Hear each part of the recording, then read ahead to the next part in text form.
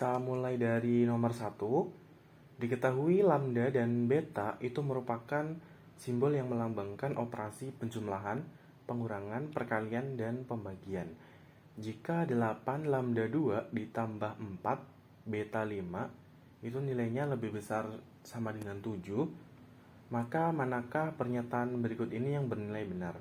Di sini ada 4 pernyataan. Nah, kita itu disuruh untuk mencari mana saja pernyataan-pernyataan yang bernilai benar.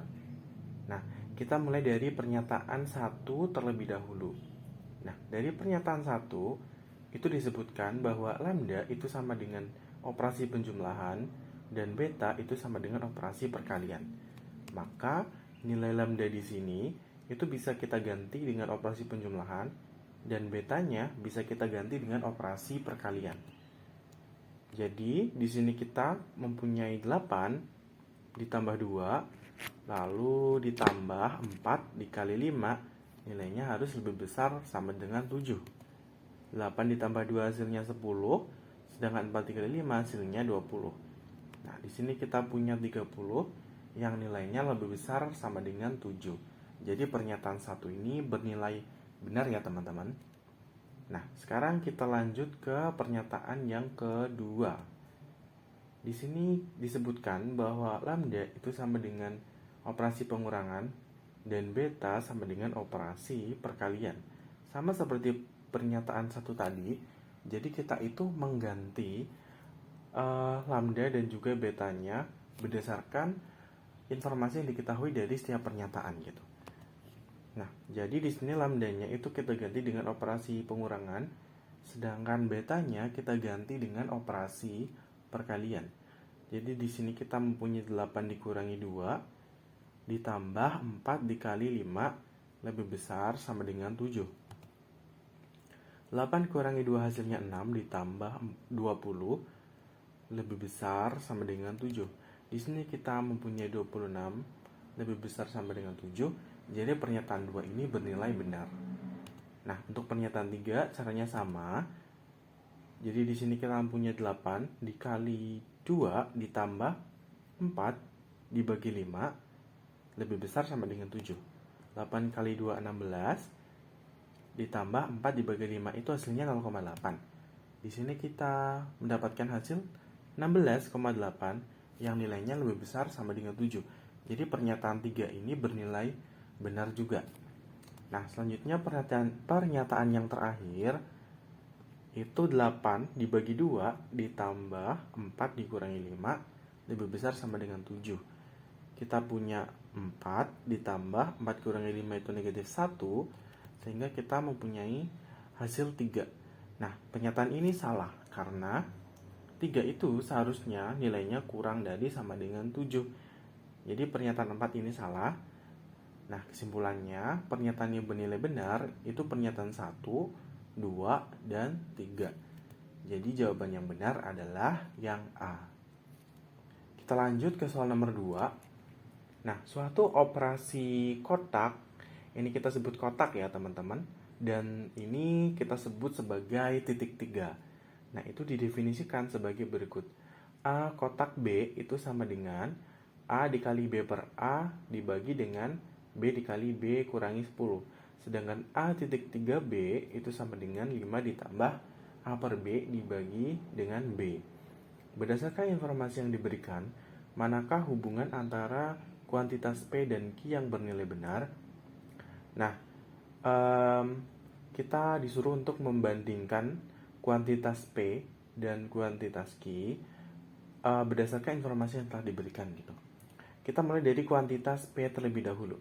Di sini disebutkan A kotak 2 untuk A sama dengan 3. Jadi nilai A-nya itu kita ganti dengan 3. Jadi 3 kotak 2 gitu ya.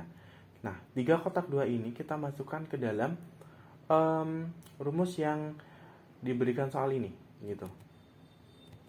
Oke. Jadi 3 kotak 2 kita mempunyai A-nya itu kita ganti dengan 3. Jadi di sini A-nya kan 3. Ini ganti 3. Jadi setiap A-nya itu kita ganti dengan 3. 3, sedangkan B-nya 2. B-nya di sini 2 dibagi dengan 2 dikali dengan 2 dikurangi 10. Setelah dioperasikan, kita mempunyai hasil 2 per 2 dikali negatif 8 sama dengan negatif 1 per 8. Atau bisa kita ubah dalam bentuk desimal menjadi negatif 0,125. Nah, kita sudah mendapatkan kuantitas P-nya. Selanjutnya, kita cari kuantitas Q-nya. Caranya sama dengan memasukkan rumus 3.3b untuk B sama dengan 5. Jadi B-nya kita ganti dengan angka 5. Oke. Kita di sini punya 3.35 sama dengan, jadi A-nya itu kita ganti dengan 3. Di sini A ya, 3. Sedangkan B-nya kita ganti dengan 5. Di sini 5, di sini juga 5. Oke, setelah dioperasikan, kita mempunyai hasil 28 per 5 dibagi 5. 5-nya ini kita bisa naikkan ke atas sehingga menjadi dikali 1 per 5. Sedangkan selanjutnya kita memperoleh hasil 28 per 25. Atau bisa diubah dalam bentuk desimal 1,12. Nah, dari sini sudah kelihatan ya teman-teman, kuantitas P dan kuantitas Q itu hubungannya apa. Karena kuantitas P itu bernilai negatif dan kuantitas Q itu bernilai positif, maka kesimpulannya kuantitas P itu lebih kecil dari kuantitas Q. Maka jawabannya adalah yang B. Oke, selanjutnya soal nomor 3. Perhatikan gambar di bawah ini. Jadi di sini ada gambar segitiga siku-siku dengan sudut siku-sikunya berada di titik B. Jika cos C sama dengan 4 per 5, manakah pernyataan berikut ini yang bernilai benar? Nah, sebelum jawab soal ini, teman-teman perlu mengingat kembali sifat-sifat dasar yang berlaku pada trigonometri gitu. Jadi, rumus dari sin C itu adalah sisi depan dibagi dengan sisi miringnya. Di sini kita mempunyai sin C sama dengan AB dibagi dengan AC. Nah, kemudian untuk cos C-nya sama dengan sisi dekatnya dibagi dengan sisi miringnya. Untuk tan-nya itu sama dengan AB per AC. Nah, di sini saya warnai dengan warna merah dan warna hijau untuk memudahkan teman-teman dalam mengingat rumus-rumus dari trigonometri ini gitu. Jadi untuk mencari tan C-nya itu teman-teman perlu membagi antara penyebut dari sin yaitu AB dan penyebut dari cos yaitu dengan BC. Kemudian untuk rumus dari kosekan, sekan, dan juga kotangen itu merupakan kebalikan dari rumus sin, cos, dan tangennya gitu. Jadi misalkan di sini ada kosekan C, itu rumusnya sama dengan AC per AB. Karena kita balik dari AB per AC di sini.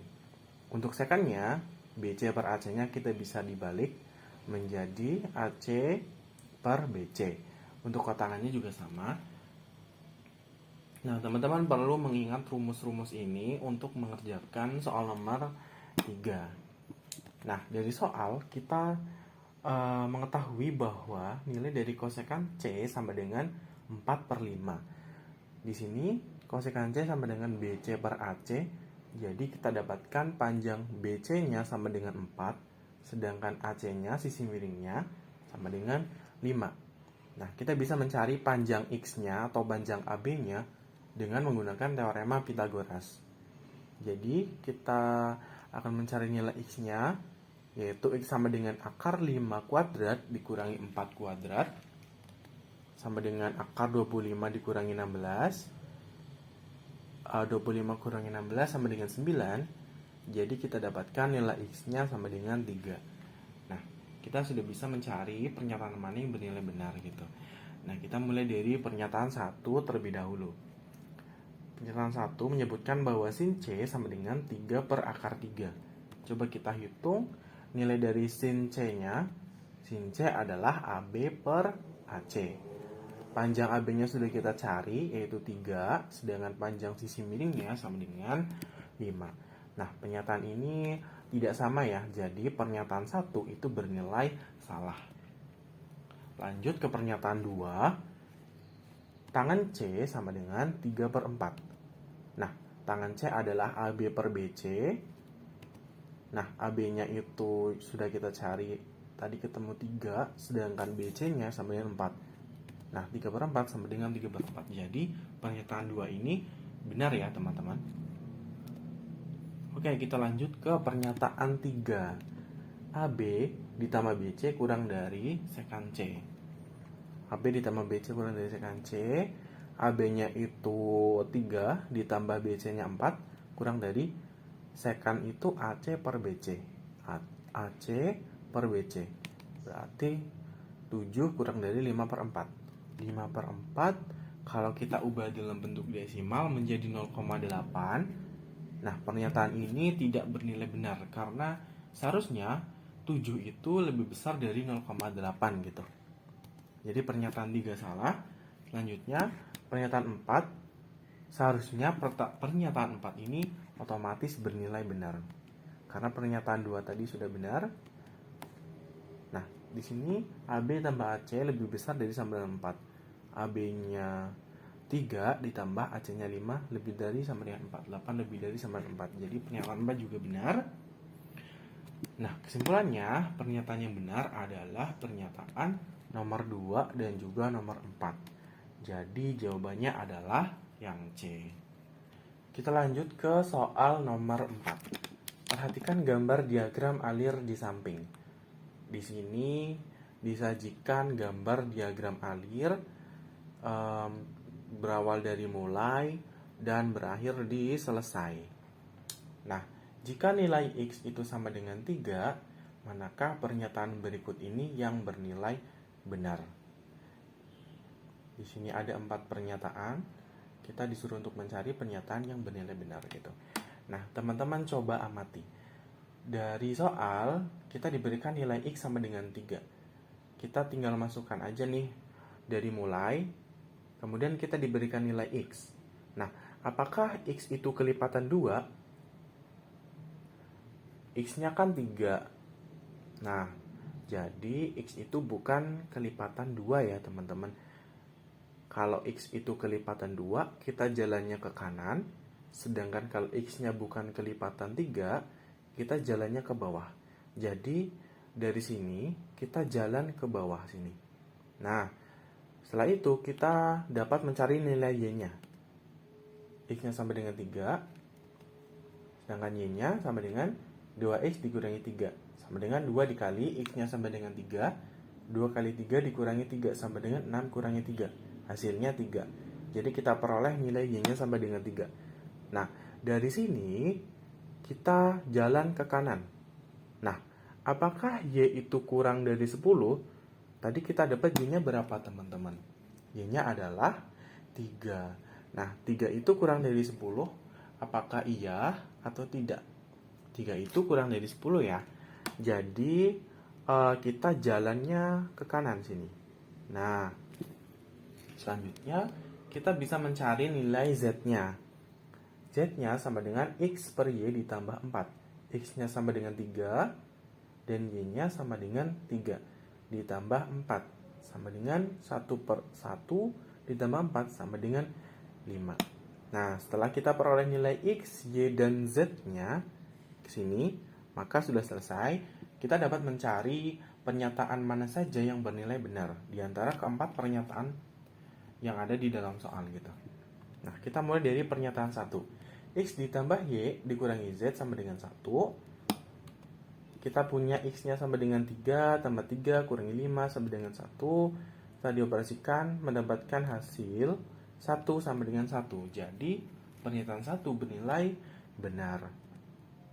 Kemudian untuk pernyataan 2, X per Y kurang dari sama dengan 1. Nah, kita punya X-nya 3 dan Y-nya 3, sehingga 1 kurang dari sama dengan 1. Jadi pernyataan 2 juga bernilai benar. Kemudian yang pernyataan yang ketiga, X ditambah Y ditambah Z sama dengan 11. X-nya 3 ditambah Y-nya 3 ditambah Z-nya 5 sama dengan 11. Jadi pernyataan 3 juga benar ya. Kemudian untuk pernyataan yang terakhir, Z itu merupakan faktor dari 10. Kita dapat tadi Z-nya sama dengan 5. Apakah 5 itu faktor dari 10? Iya benar, karena 10 itu dapat dibagi dengan 5. Jadi 5 itu merupakan faktor dari 10.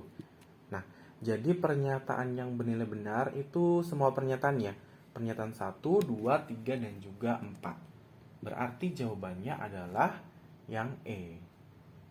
Oke, selanjutnya untuk soal terakhir yaitu soal nomor 5. Diketahui sistem pertidaksamaan linear sebagai berikut. Yang pertama, 2x ditambah y lebih besar sama dengan 12. Kemudian yang kedua, x ditambah 2y kurang dari sama dengan 12. Yang ketiga, x kurang dari sama dengan 6. Dan yang keempat, y lebih besar sama dengan 0. Jika Z itu merupakan daerah penyelesaian dari sistem pertidaksamaan linear tersebut, manakah pernyataan yang bernilai benar? Nah, di sini langkah pertama yang harus kita lakukan adalah menggambar grafik dari keempat pertidaksamaan ini gitu. Jadi nanti kita tahu daerah Z-nya itu berbentuk seperti apa dan juga dibatasi oleh garis apa saja gitu. Nah, pertama kita gambar garis 2x ditambah y lebih besar sama dengan 12 gitu. Nah, ini adalah garis dari pertidaksamaan yang pertama. Daerah yang berwarna biru ini bukan merupakan daerah penyelesaiannya. Jadi nanti di akhir itu kita akan mencari daerah yang paling bersih dari keempat pertidaksamaan tersebut gitu. Nah, jadi 2x ditambah y lebih besar dari sama dengan 12 itu daerah penyelesaiannya yang ke atas ini ya teman-teman.